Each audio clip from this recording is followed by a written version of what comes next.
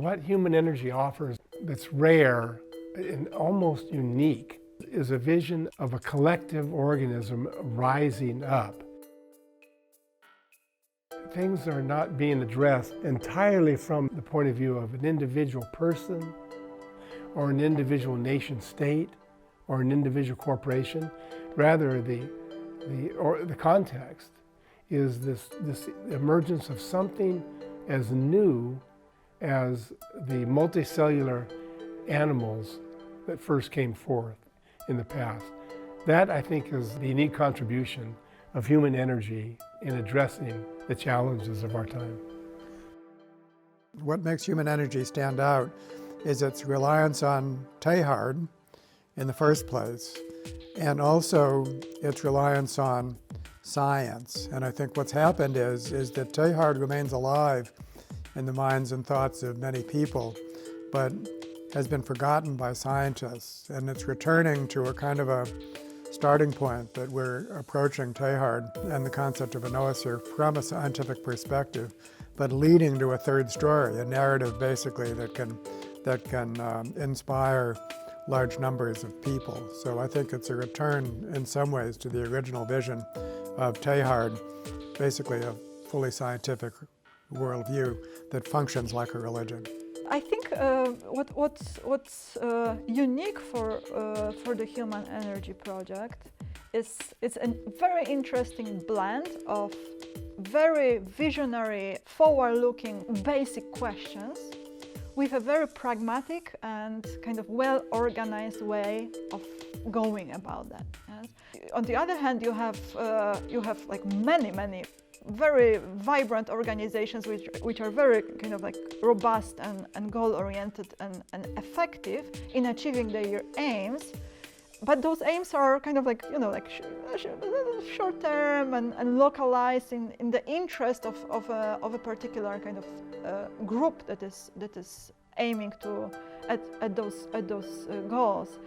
And what the Human Energy Project is like putting those two kind of perspectives together and building an organization which is like very logically structured, very coherent, setting goals. I think the vision and the conceptualization behind it is quite ambitious, is unique, is dense and hard to understand in many ways. So that's why also I think it's a testimony that there are so many people from different backgrounds coming together, from science, the religions, the ancient wisdom traditions possibly, but also the application of where and how this is relevant. This is not just a theoretical conceptual endeavor that could be in the academic realm, but this has serious consequences for education, or not only for education, really for the state of the world. And so that's I think what brings people together. That's what makes this special. I think the other special point here is that it has the connective tissue to many other aligned outreach efforts. So it could be a background, a shared common background that allows more people to align more effectively. It's certainly unique for me to have a community of people from so many interdisciplinary backgrounds, sort of all kind of collaborating together. That's hard. In science, we're really siloed. We sort of get into our little communities. I study neuroscience. I only meet with neuroscientists on Thursday, and we do our work. And talking to somebody who is a philosopher. I mean, you just don't really get to do that as part of your professional activity, really, at all. So I think that does make it unique. I think the incredibly intense, thoughtful, intelligent, educated, and highly engaged network of people has a great deal of potential to compound and have really broad impact.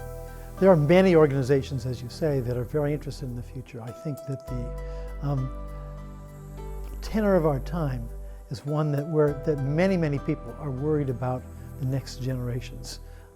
We began, I would say, in my youth, thinking that we were on the cusp of a kind of new utopia. At the same time, we were anticipating a global conflagration because of nuclear weapons. So the very positive and the very negative sort of coexisted in the end of the last century. And what's happened, I think, in this century is that each of those has sort of come to the head. And the tensions have been much more powerful. As a result, human energy is not just looking ahead at how to make things better, how to create a brighter future, how to avoid some of the calamities that are potentially on the horizon.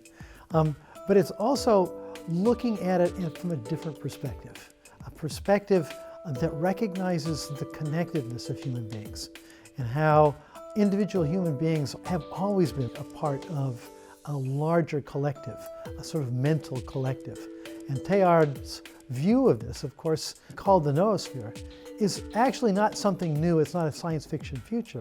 The fact that all human beings come into the world necessarily connected to other human beings. We're in each other's heads all the time.